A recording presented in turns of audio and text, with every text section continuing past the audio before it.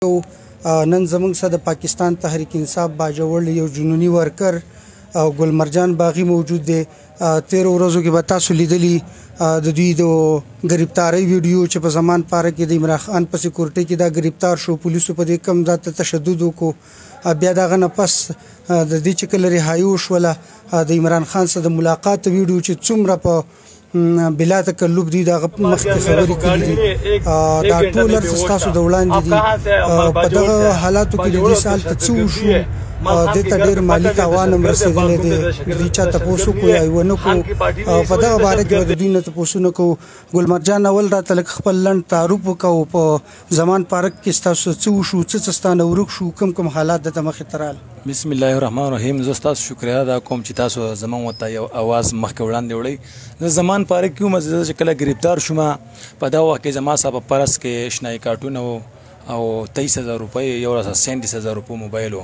بس ما ډېر کوشش وکړو چې دا موبایل او بټوه ما کینچاوله له پولیسونه. هغو مله دومره وارې راکړې چې په سر ووالم. واته وارې راکړل چا خبره 2 ډنډې را باندې ماته کړلې. او کوشش یې وکړو زما جبې وشله او زما نه هغه سامان د ګوتو ته کړو.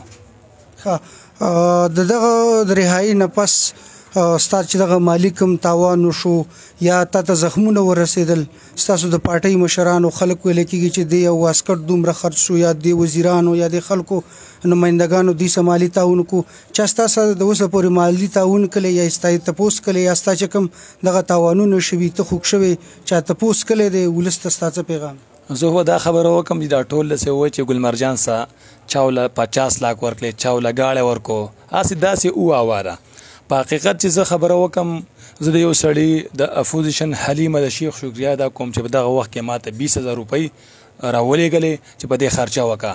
او د هغه نه بعد چې یو پینډۍ کسانو د لاهور کې ما نه پیژندل، بس یو 3 کسانو بس 3,000 روپۍ راکړلې. زه په دې باندې نسوار خرچه کوه. او بل یو مومند و هغه یو 3,000 روپۍ راکړلې. په دې وخت کې نور هیچا زما سره تعاون نه دی کړی. هسې دا خلک وایي چې یاره ګلمرجان له دومره ورکړلې، 20 لاک یې ورکړلې، 30 لاک یې ورکړلې، مخې له راوړي هېچا نه دی راکړلي. هسې دا خلک د افوا ده ګډه شوې ده. او دا راته ووایه چې ستا نه موبایل لاړې، ستا نه روپۍ لاړې. موږ اوس هم ګورو چې ستا سره د اوسه پورې موبایل نه ستا څه پوسټونه مخې ته رال. د پارټۍ نورو ورکرانو ته ستا څه پیغام دی؟ نو زما خو دا پیغام ده چې دا خلکو څه سره وایي چې یاره دا وشو دا وشو. صرف بیا په دې منځ کې اوس زما یو فکر برلاله، یو ډاکټر حمید یو پیکج زمونږ وړی و، بس هغه موږ شکریه ادا کوو. یو پیکج یې وړی و. او بله خبره چې موږ خان صاحب سره زه کله میلاو شوم، هغه مال خپل یو ګفت راکو. په هغه کې کپړې وې، پیزارو. په هغه کې چې ما وکتله زه مطلب وخت مطابق خرچه پکې وه، بس 50-60,000 روپۍ دا راکلی و صرف عمران خان.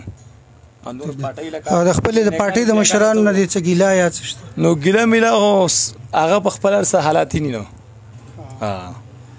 تاسو واورېدل د ګلمرجان د درد او د اخلاص نه ډکې خبرې. د دې ډېرې قصې مشهورې دي. روجه ده. ما ته یو ځل ډاکټر حمید الرحمن چې د پی ټی آی سابقه کینډیډیټ دی، هغه ما ته ویل چې یو ځل ما د 19 په الیکشن کې د شپې دې ته یو کال وکړو. په 2 بجې باندې ما ته د یو کاغذ ته تپوس کاوه. نو دې نه ما تپوس صرف کاوه. دی ویل چې بس دا د دارالعلوم صدر صاحب او دا د بډالۍ په دغه خوړګو کې زما کور ته راورسېده. د دې د اخلاص هغه هېچا نه پټه نه ده.